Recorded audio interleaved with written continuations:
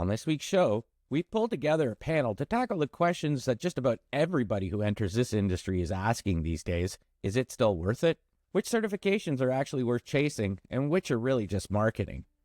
What's the real shortage behind the skilled labor shortage we keep hearing about? And with all the AI noise, will these jobs even be here in 5 years? Michael and Jonathan from Stacks and Joules join Ping and I today. This is How to Handshake, Episode 5.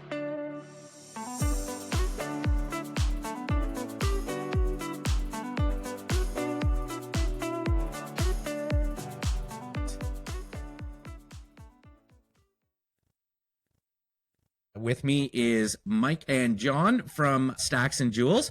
And as always, we've got Ping here with us. Ping, how are you doing this week? Ryan, excellent. Thank you.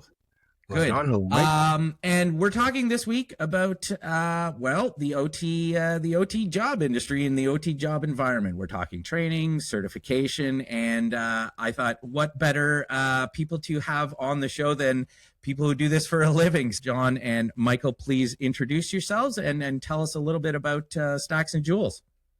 Yeah, hey, so I'm John Spooner. I'm one of the co-founders of Stacks and Joules, and I really came to Stacks and Joules through a long career in technology.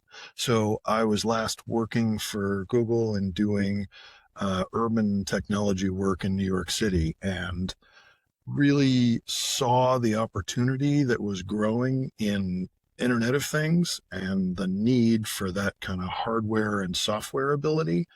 And that really, showed as a really great opportunity for a lot of entry-level jobs. And then, my best friend from second grade, Mike Conway, happened to talk to me about this really wild idea. He was... Yeah, so that jumping in. So my background's education. I taught high school math for over 20 years, and then started to work with schools, public high schools that were developing career and technical education pathways. And so I worked with those that were working on engineering pathways. And I had always done, like project-based learning and making math real. And so I'd often go to my best bud, John, who's got, right on the cutting edge of so much that's going on, to get ideas and connections and things. So it kind of developed, across that way into Stacks and Joules. First as sort of a sample project for some of those schools that I was working with. And then when we saw it really had legs and potential, we branched off and started Stacks and Joules. Great. And so what are some of the programs that Stacks and Joules offers now? Yeah. So our real focus now is on adult learners, young adults and adult learners, that sort of direct to workforce pathway. Our core program, our real, main primary work is in a 14-week kind of boot camp style training program. It's I'd say, like, we are a nonprofit, and the sort of mission part of our work is who we serve. So we're really committed to serving people that haven't had opportunities in this space. So they're typically coming in with little to no formal technical background. Our only requirement is a high school diploma or equivalency. So it's really focused on, like, bringing very, very new talent into the space. There's also a practical side to that, which is that, just given the demographics really of our country, is there are fewer and fewer, or smaller generations coming in. So not only do we have, like, the gray tsunami of retirement, we've got smaller generations coming in, less people to fill those roles and support those roles. So we've got to be reaching out into places that we haven't typically looked for talent. And we've had great success with that. The other side of the coin on that is that this industry is AI proof. And for this young generation, that is a real and honest concern. that, Yeah. am I going to go after this job because it may be evaporated by some new tool? And so looking at that human moat, like, if you can have to touch something, then it's AI proof. And that is really where we saw a lot of strength in this opportunity. Was it wasn't just like, oh, here's the job, and then, oh, we'll see what happens to it. It was real estate, building automation is something that cannot be impacted in that same way. And so that gives stability. Yeah, I'd say too on the AI point is like these roles, they're really enabling AI in the built space, right? Because that BAS field technician, which is what our training really focuses on, it's really about establishing and then maintaining that flow of data, right, back and forth, and and data is what AI is fed off of. So they're feeding the AI models and making sure that they're getting that consistent and reliable and verifiable data. And then there's so much play in this space because of that they're like engaging in the use and even the development of AI agents for different tasks, kind of accelerating the pace of the training, so they're able to do more complex work with the support of AI in a shorter amount of time. Ryan, it may take us a little bit off track from what you have planned Go here. for it. Yeah. I knew this was right up. I knew this was heading right up your alley, Ping. So go for it. I just want to add two and two together what you just said there, that this industry is AI proof, and I think I would qualify that as at least AI proof for a little while. Don't know where AI is going to go, but for now, it is definitely more robust against the current disruption that Gen AI is providing. But I just want to understand, the people that you're training, the people who are coming in, if they are coming in, whether they are using that excuse or not, or that reason or not, to find a job or a career that is more AI resilient, does it mean that they're looking for more hands-on? Does it mean that the people are looking for more, the hands-on aspect of our industry, or are they looking for more the technology aspect of the industry? Because you said that there's the agent side, writing agent side, and then the pulling the wire side, which is definitely more. And I think that the tech is the appeal. That is the job that appeals to them very much so, because it's been in their head. Oh, you go into tech, you can make some money, you can do cool stuff. So hearing the tech side is definitely one piece, but the in-person nature for these students, they are creatures of the urban environment. They love New York City. And to them, the coolest thing is to throw their laptop in their backpack, get on the subway, show up some humongous building, go in through the secret door, and be the smartest guy in the room. That is their dream. And we are delivering that to them.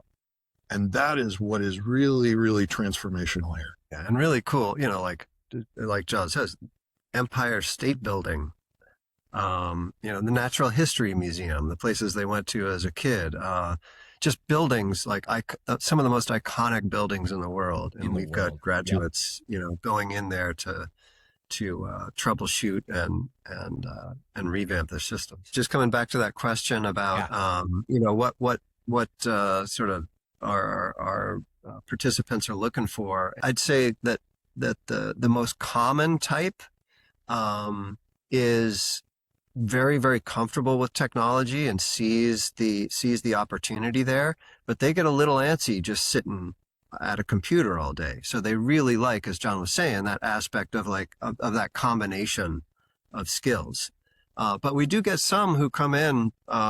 We've had a number now who've had a CS degree or an engineering degree, and still sort of struggling to find that meaningful job. And so those CS degree holders usually are going into more of a more purely programming roles, or maybe they go into a graphics for BAS role. And I think this is a great way to sort of set the table for this discussion right now, is because one of the reasons why I wanted to do this episode is because this conversation keeps coming up every 6 months. And if you ever look at any automation threads on Reddit, anything around BACnet, HVAC talk, any of those things, all the questions always revolve around thinking about making the jump to X, thinking about getting into this career. Where do I need to start? Before we get into talking about specific career paths here, when we talk about OT, we use the term, operational technology or OT networking. What does that job actually look like on a Monday morning to you guys? Are we talking about laptop writing, controller logics? Are we talking about tracing wires, crawling through ceilings, like you said, living behind the scenes? Or is it a combination of both? How are you usually approaching this for your guys? Very much the crawling in the ceiling, troubleshooting, following wires, doing all that work, building panels. Like that is the classic on-ramp. What is getting that familiarity and really understanding. Although I would say that it's more like what's very common now with automobile, like car mechanics, especially with electric cars, but even conventional, is that the first thing they do is plug it into a computer, and then they get diagnostics, and those diagnostics don't like tell you exactly what the problem is, but it tells you it's a fuel air mixture, and then you have to, as the mechanic, know, what could be affecting the fuel air mixture, and there's a variety of things, and so then you go in and dig deeper. And so that's kind of the experience. It is this combination because they're getting diagnostics. That's what's sending them into the field, is like, we're not getting data for this system or this particular device. And they do some of that detective work on their laptop. And then once they can hone in on it, then they're going to get in there and have to pull out their multimeter and figure out, of the variety of things that could be causing this problem, which is it? So when you say OT, they do have to know the variety of issues that are common, and so then and some of this just starts off very basic, right? I mean, is the device ID matched with the correct IP, with the correct MAC address, and when an update was done, is it still communicating via the correct port? So that's like two of the top 5 error diagnostics I think we see. Right? And we can think I think when you think of IT training, and that's this really broad approach, in this role, and that's our approach. That's how we turn it into a boot camp, is we're working with the companies that are doing this work and constantly updating it.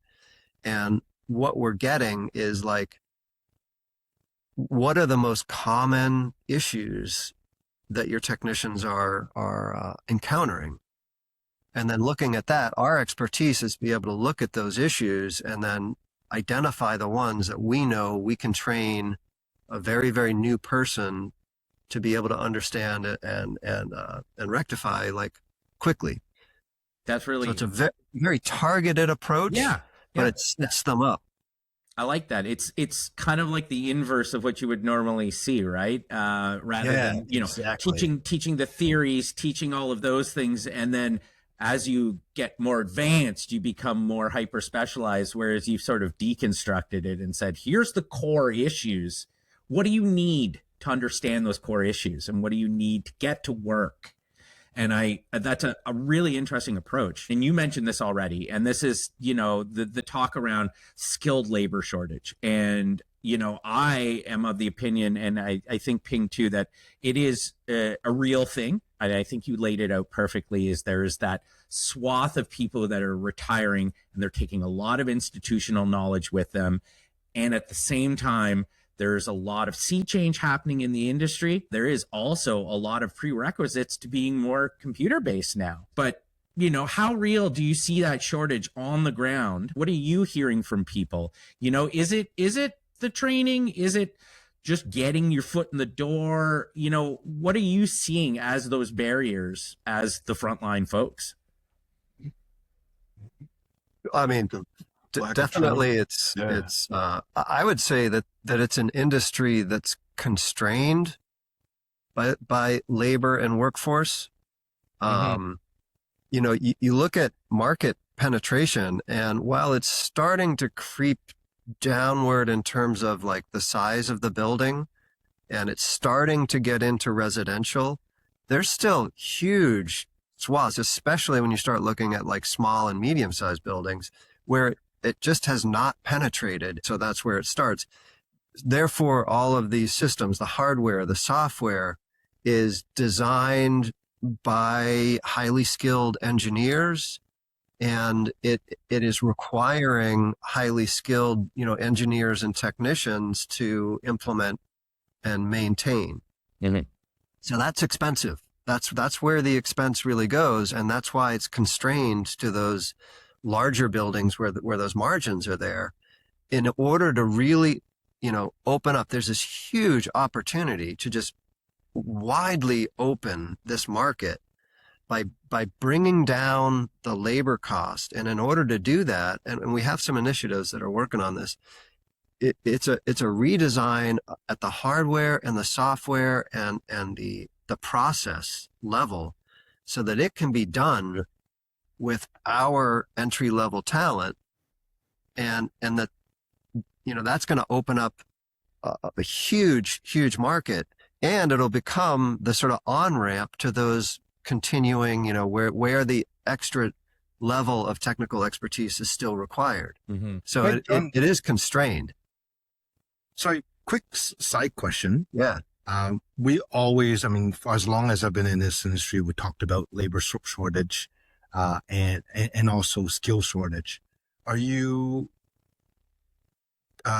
students, young or older, that go through your program, the placement rate, I'm wondering, are you able to share that? And the reason why I'm asking is that if your placement rate is very high, then clearly there's no oversupply, right? So I just want to tell the folks who are listening here. Yeah, totally. It's a very, very high. We have high graduation rates, and then of those that graduate, very high, like 92% are employed after graduation. So in this field, very high in this field, or like related, yeah. But within the sort of built environment roles, the primary role is directly as a BAS field technician. And then we have some that are starting to go into like logistics for a BAS company, project management for a BAS company. It's across a wide range. And then we have those that come in and they actually decide, like, I actually really like just the mechanical, and they end up going over to a mechanical. Right.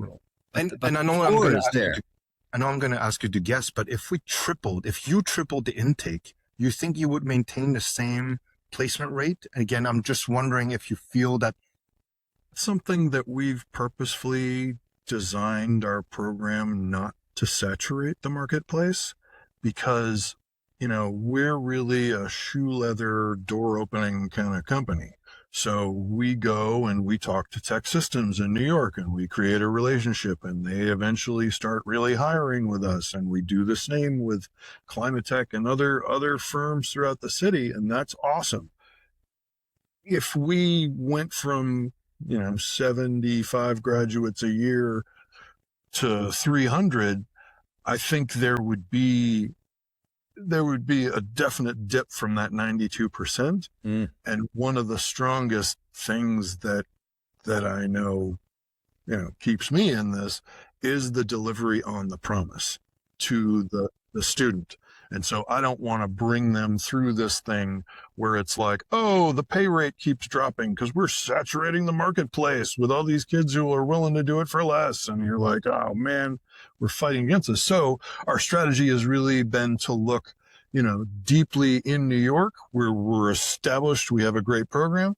Now we've started a program in Charlotte, North Carolina, and we're looking to do the same thing, but looking at a different marketplace that needs, BAS technicians in large numbers. So we can work there and do the number of cohorts and kind of expand that way. I was looking around on Reddit and looking at things like the building automation subreddits, and there were a lot of examples, a lot of anecdotes about people just sort of, was not their first job. This was never what they set out to do. For example, one of them wrote, he was an electrician whose mechanical contracted needed a controls guy. And, everybody else had no idea what that meant. He said, quote, they avoided it like the plague. And another was a landscaper who got injured on his job as a landscaper and wanted something less dangerous. I don't know about crawling around in the ceilings being less dangerous, but, do you find that a lot? Do you find that a lot of this are people that are kind of recalibrating for a next role in life, or by whatever reason have sort of fallen backwards into this? I mean, the real focus for us is this 18 to 24-year-old audience. And so that is the lens that we're seeing it through. We initially used to have a much wider gamut of generations. And in that, absolutely, there was a lot of kind of second act choice because of the opportunity that this gave. One of the young women who went into logistics, she actually was in her 30s or 40s, and this had been kind of like she had an okay career, but then finding BAS just multiplied the opportunity. And doing what she had done before, now she understood BAS. She knew Niagara. Like, you don't have a logistics person who knows Niagara. So, it really, it's that kind of, it's as Mike was talking about, that loading them with these abilities and these tasks and these strengths that are exactly those tasks that they're going to find on day one. Oh, we got to hunt down all the IP addresses and match them to the MAC addresses. Okay, done. I've done that plenty of times. And, I love that we have part of our curriculum is them learning how to actually wire an RJ45. Like how to actually wire Ethernet, then plug that Ethernet into a Distech device and go give it a static IP. Like, that's end-to-end programming. And that is real, where they are at because we held a graduation event where, the student kind of science fair style is standing behind a laptop with a screen, an air conditioning device, a wired demonstration, whatever it may be. And they extemporaneously answer questions from people just walking up saying, oh, what's this? How did this? So what did you do here? And being able to answer on all kinds of fronts instead of just like, this is my book report. This is what I learned. It's like, I can tell you, and people come up and are like, what should you use here? Well, I looked at BACnet, but that wasn't the right font. And like, all these people are like, whoa, okay, you do know what you're talking about. So it really gives that well-rounded nature that I think is so crucial. And I'd say it like in Charlotte, where we're partnering with a local Goodwill that has had training programs in HVAC and electrical, and so they're adding this as another track. That demographic is older, so it's like late 20s, early 30s, and so we see a lot. Like the comment that you just read. I was just working with one of those guys remotely, and he's a trucker, and on that job, it's the same story. Got injured somehow. You can imagine moving things in and out of trucks. And that's what sort of tipped it for him. It was like, okay, I got to find something else. Now, this is also an evening course, which is a little different. And so many are working. So he leaves class at 10 o'clock and goes directly to his trucking driving a truck, and does that until 6 or 7 in the morning, and then sleeps a little while, gets up and comes to class. But when you see that kind of drive, like, yeah, I guess he's a trucker, but, That one almost snuck by me. yeah, but that's what you start to see, right? And this goes to like the labor shortage too, right? I think a big driver of the labor shortage is, it's related to the push to college as the only pathway. But I think, basically what that college diploma indicates in many cases, even with an engineering degree, right? Because in this role, what we hear from companies, it can still take up to 3 years to get that engineering graduate up to where they're able to actually like design a system, which is what their wage needs. Like in order to justify that wage, they've got to be designing to get new work, and it can take them 3 years to get there. So what that degree is showing is like, oh, they stuck with it. Right. And that's a great spot to sort of drill into some of these specifics. And I think you've mentioned it and we mentioned it, there's all sorts of certifications and training programs. And, I will admit, I never really thought about sort of the sort of subconscious drive for everybody to have to go to college. The college is the only route you can take. But we all know, and certainly you do, that that's not true, that there are alternatives. And you do see a lot of people offering certifications, training programs, from vendor specific programs over to the sort of broader industry credentials. Which ones do you guys think are actually worth time? The time investment, and you talked about this, that working a job and then going to class and then sleeping for a few hours and back to work, that is a huge investment for somebody, an individual looking to make a change as well. It's not just the money, but it's the time and dedication. Do you feel like there are any, outside of the wonderful programs at Stacks and Joules, any of those industry certifications, are there any of those that people look for on resumes? And Ping, by all means, jump in here as well. So are there outside certifications and things that you think are legitimate, are a help to people, rather than just the marketing ones that you might see? Yeah, I mean, first I'd say, so to the individual who's interested in looking at this, well, you need to be thinking about like where you're coming from. So, and match what your next step is to where you are right now, right? Because we're totally designed to be that front edge of the workforce, right? Bringing very, very new people in, who hadn't had background in many of these areas, and that's entirely what we're focused on, and that's why our program is designed in the way that it is. I think if someone had, say, HVAC, mechanical or electrical, like you're describing, it's a very different entry point, and so there.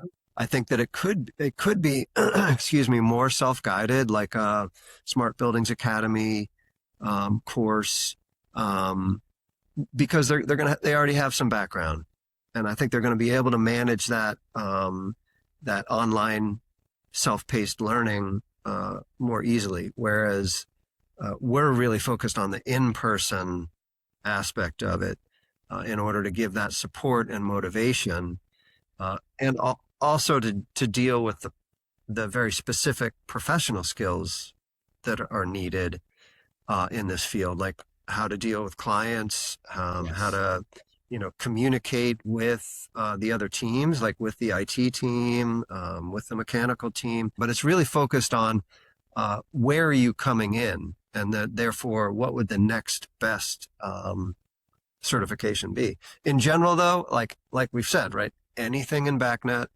Mm-hmm. And just go ahead and it to me, it doesn't matter what the platform is, because a lot of the platforms in the end pretty much work the same. And then there's just a specialized communication protocol or programming protocol, or where the inputs and outputs are on the particular device. But once you know how to work with one of them, it translates pretty quickly to others. And we have evidence for that because we use the Niagara framework, right? But we're getting placements with Train and Bosch and Automated Logic. And so they're picking them up and getting them into their particular training, and it just goes more quickly. Mike, John, I understand your program helps individuals get fairly well-rounded, it sounds like. But just for our listeners' sake, and I'm going to make you choose. Yeah. Can't have it all.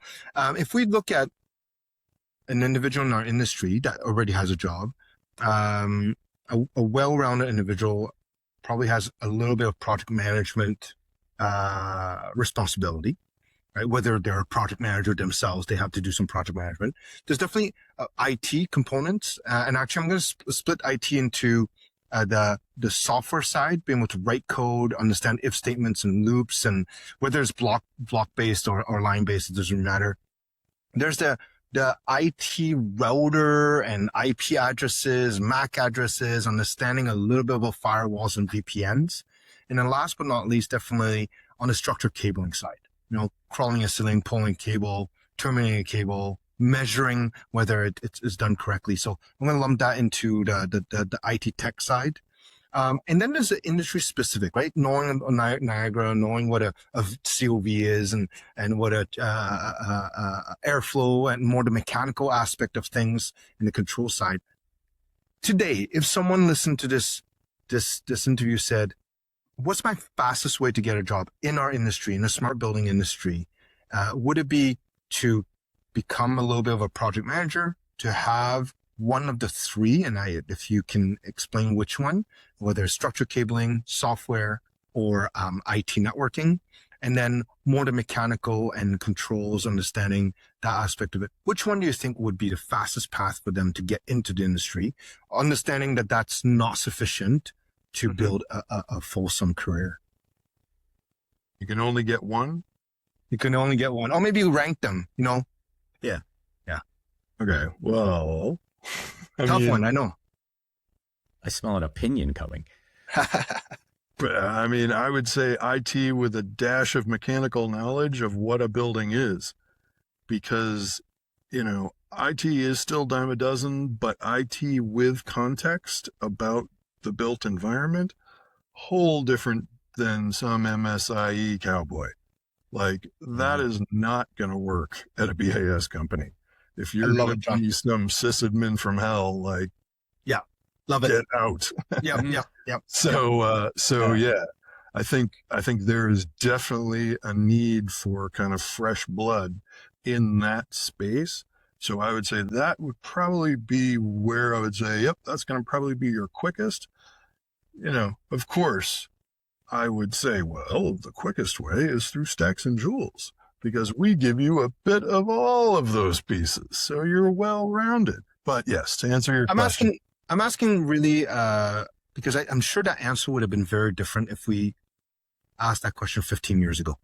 I'm trying to just show an evolution of the industry. And of course, not everyone listening will be in the New York industry or region and New York, North Charlotte. Carolina. We're growing. Right. But I'm just trying to help those who are listening understand what area is in most demand, really. Yeah. And I think that's kind of an interesting thing, is that New York has the majority of the new BAS systems. And that's still a small portion of the pie. When it comes down to it, you've got ancient, JCI systems that are like, whoa, what is that? Can I touch this? Some ancient stuff. Yeah. And, straight wire systems and old control systems blended with digital interlinks and stuff. And you're like, oh my God, this Franken system is like, so that's what you're still going to encounter. So it's like no matter how AI and slick and amazing your FDD is, it's still going to fall apart once it gets to the back of the house. And it's like, oh, oof, this is where it all gets kind of rat's nest together. And the network kind of becomes a bit more antiquated. I was just going to give a specific example of like the kind of like IT, the importance of IT, but with that dash and mechanical is in that like commissioning phase of even something as simple as a VAV box, right? Because a lot of the initial work is making sure that it's connected correctly and that it's communicating. But the way that you verify that that has been done correctly is, voltage, amperage, right? You're testing, okay, it's supposed to be within this range, and therefore is it? Or it's supposed to be a pressure, indicated as a pressure. So I've set all this up. The way I'm going to know if it's correct on the device, I can confirm that the discharge pressure is this. And when I go into my laptop and I check the discharge pressure, all right, we've done it. It is connected. It's all correct. We're on it, right? So that's the example. Like in order to get it connected, it's all of that IT knowledge. In order to know that you've done it correctly, it's the system knowledge of the mechanical system. Yeah. No, by the way, if for what it's worth, I agree. I think today, of course, our view is very biased, right? We work with customers and customers who have problems on their network or building automation systems. So of course we see much more the IT side, but from what I could tell, and we get customers asking us all the time if we know anyone that's looking for a job from the CS or IT world. But I absolutely agree with you.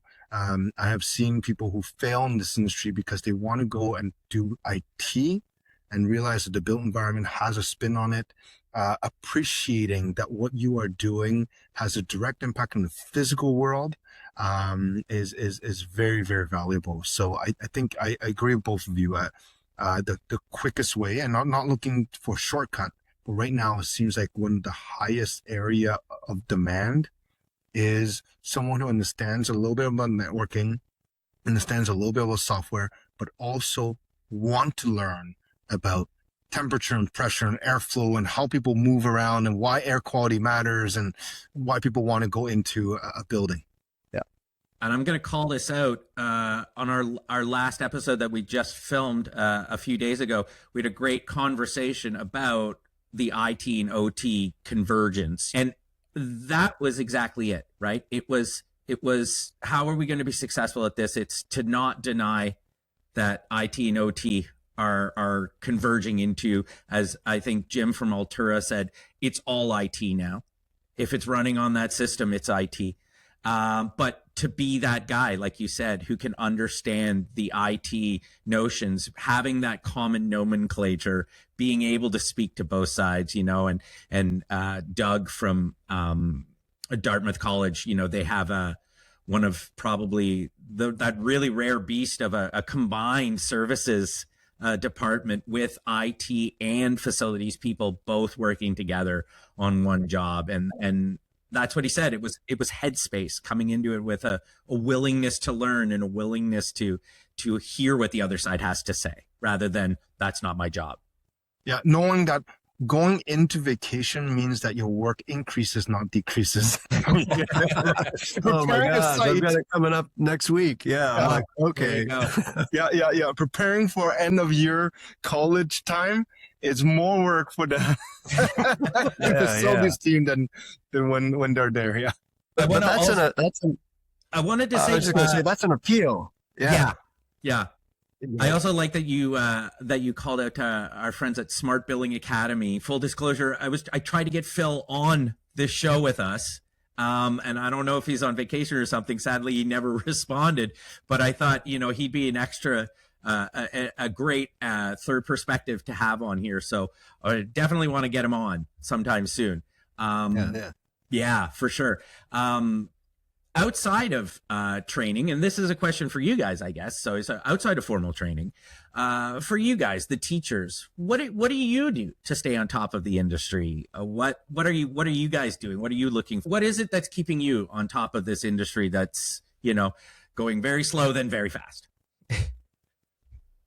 I'd say it's two related things. One is just in general, curriculum development. And this is where like our friendship and partnership comes together is like, I've got to do budgets and all sorts of stuff, but what can easily distract me from that is like, we're constantly having industry people come into class to engage and demonstrate. And also that's how we get people hired is they get to see them learning in action so that they can really pick up on that drive to learn and curiosity. But yeah,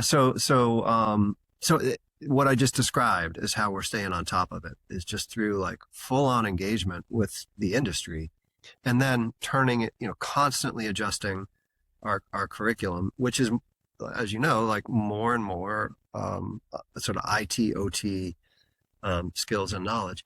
The other one is what we call our DAB Lab, which is Digital Automated Building Laboratory. And this is a medium-sized building that our partner in New York, Henry Street Settlement, they own and operate about 18 small and medium-sized buildings that they use for, housing and all of the programs that they provide. So we have one of them, and we've started the process of bringing some controls into that building. So our first partner was with Google and Autodesk and Delta Controls.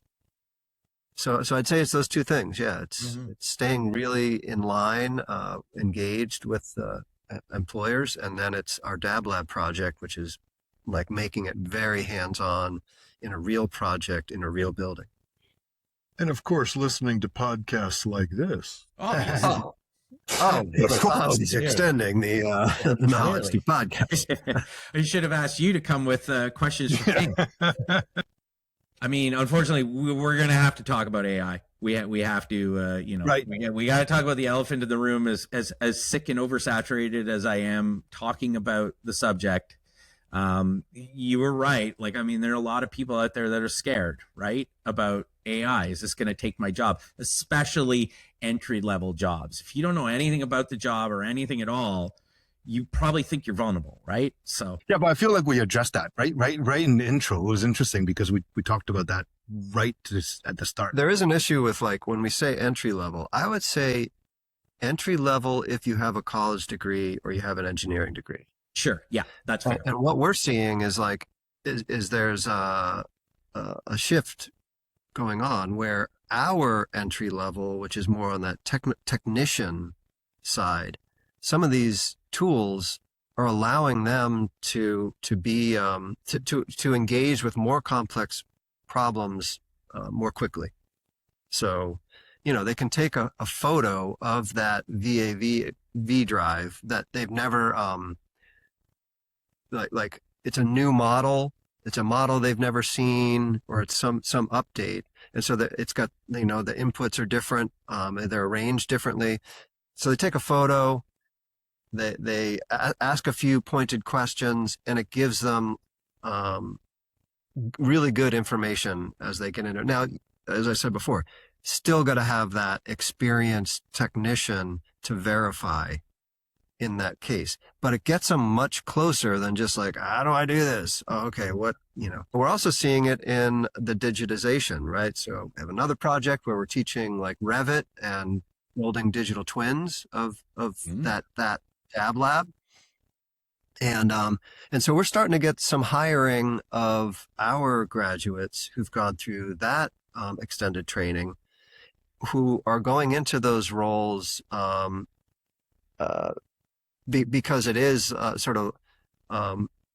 those are very like, I think AI endangered roles, right?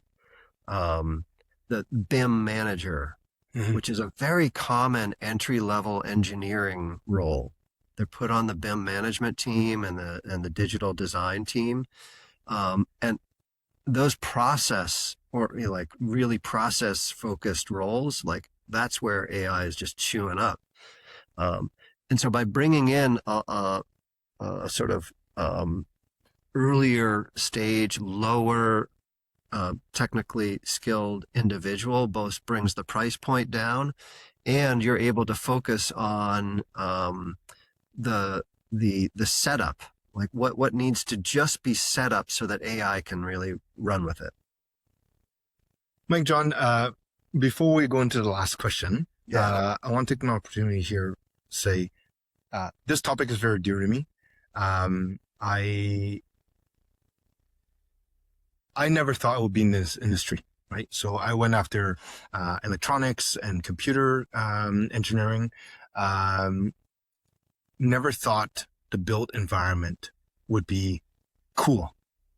But I think that was a big mistake. And I think for those who are listening that have a background or an interest in IT, AI, data, science, this industry is actually extremely exciting. I think that the part that we don't realize when we're on the outside is that there are more connected devices, more data in these built environments than most enterprise IT systems. If you take a moment and you think about built environment, you have every VAV, is that thing that lets air in or out, is connected. You can have multiple ones per rooms. Lights are connected. Windows will be connected. I suspect the floor will be connected soon to detect spills and pressure. There's occupant sensors. There's sensors everywhere. So there's more connected devices in the built environment than the IT enterprise system. And the data it generates is super cool. And for those who kind of wasn't sure if you wanted to sit behind a desk, but also wasn't sure if you wanted to just be going, digging holes all day long, is that perfect straddle, that cyber physical world. So I just want to plug that in for a second, because I got lucky to accidentally fall in this world, and I like to be able to turn around, play around with controller. I'm looking over there because I have some controllers there. Be able to play around with the sensor, put in water and see what the data generates, and cover my hand to heat it up, take a fan and see how it creates different type of data. Yeah, and you can while I write code, breathe on the thermostat, and it kicks up the CO2, and you can see something happen on the other end of the line. People love it. I love it.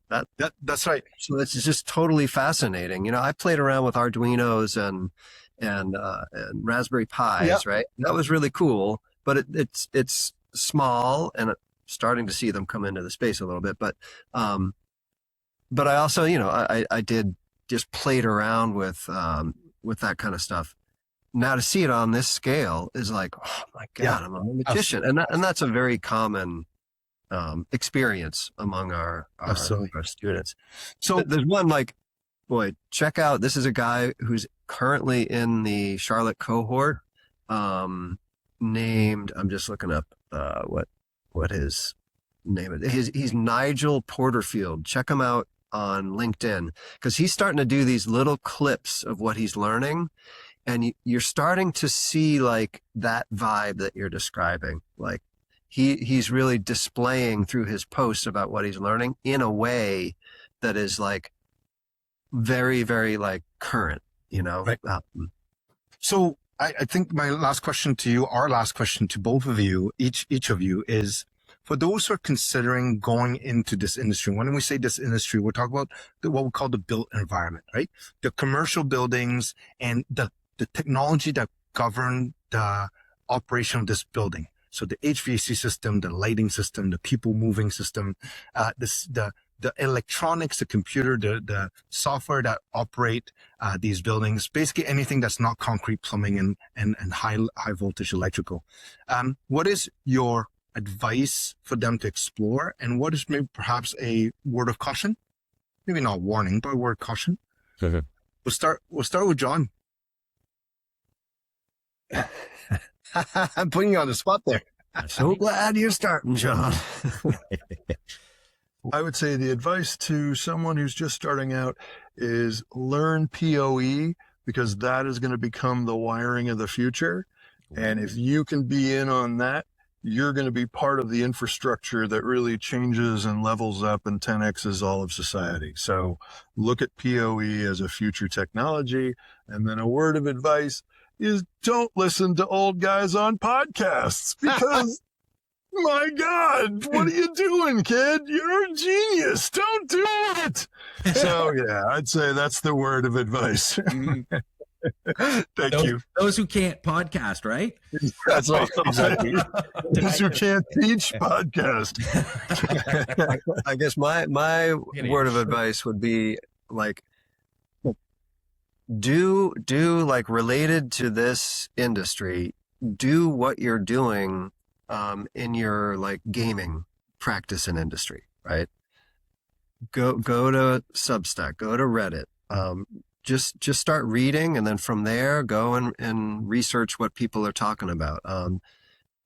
In the same way, I mean, gamers are like really successful with us. Like that's one of the things we see when we're interviewing, man. If they're a gamer and they've like souped up their machine for gaming, and they're playing these really complex games, which when you think about them are like totally data focused, right? So I'd say, pursue that, focus in. So in a way, going back to the earlier questions around like which training or certification, in a sense, like it doesn't really matter. Just start digging in, start exploring, start digging in, because right now in this space, that's already going to set you apart from the vast majority of people. So, and in terms of a word of caution, I would say that loyalty is really, really important. And because of the need in the industry, there's so much poaching going on, and there's going to be, as you get into it, companies, recruiters reaching out to you for, that couple of dollars more, which can be really significant. I don't want to downplay it, but it will hold you back. Awesome. My only word of caution, I think, is this industry, if you don't like working with people, don't do this. Because no matter what role you're in, you're going to have to work with a colleague. It takes so many stakeholders as part of these systems that you end up working with a lot of people. I think that's also something that's attractive. You know, even if you like writing code, once in a while you'll be pulled out from behind your desk and having to advise on something or get your opinion on something. So yeah. And get help with something. Yeah, because you're never gonna like plateau. It's like constantly evolving, and the combinations of old and new and absolutely what someone's doing with it. So you've got to be able to get on that and have a speed dial to that person when you're in the field that you can. And that would have been my one piece of advice if I was on the other side, is do not be afraid to ask questions. In all the interviews we've done, in all the case studies I've done, in all the people that I've met in my short time in this industry, I haven't met one person that won't answer every single question. And we have to pull Ping away from conversations sometimes, because he'll get down to first principles on BACnet protocol line by line with you if you let him. So, and everybody else I talk to, and I think the Reddit threads are an excellent reflection of that. There's always somebody willing to ask you, if you're having a problem. Well, tell me more. Tell me more. Tell me what you're doing. So we got a random positive shout out on Reddit. And I was like, oh, there was a posting on Reddit, and Google popped up the warning. And I'm like, oh no, what have we done? And I go down expecting like, these bastards, blah, blah, blah. And it was like, no, Stacks and Joules is great. We love it. And we're like, oh my God. Yeah. I guess that's that recommendation too, is really great people. Like you're saying, like people want to help, people want to get behind it, people want to bring more people in to share in the interest and the prosperity that has come with being involved in this industry. So, that's a big driver for it. Is yes, you got to be people focused. You can't just be thinking you're going to be sitting in the basement playing games or whatever. you're going to have to engage. The positive is fantastic people who are really looking to engage. Beautiful. And I think that's a beautiful place to leave this. Gentlemen, where can people find you on the internet, and where can they find Stacks and Joules?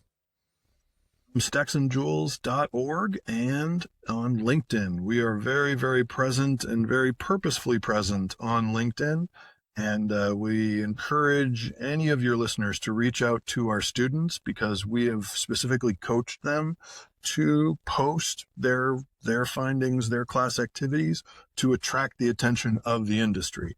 So any kind of, helpful comments, hey, it looks great, you're doing a good job, it carries so much weight for these kids. And it's really, really an important piece that LinkedIn plays.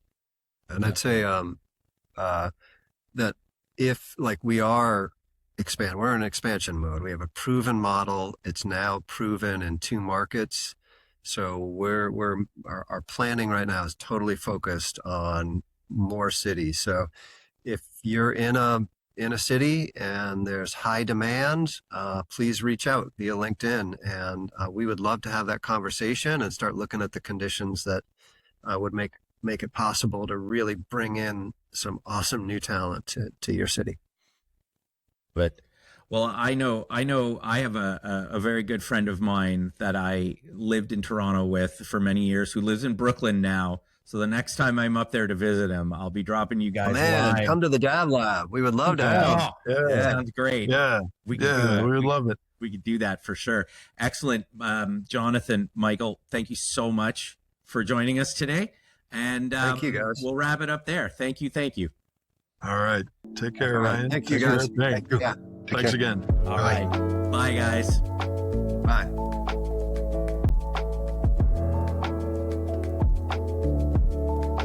How to Handshake was created by Optigo Networks. You can find us on YouTube and at optigo.net. Tune in 2 weeks for the next episode.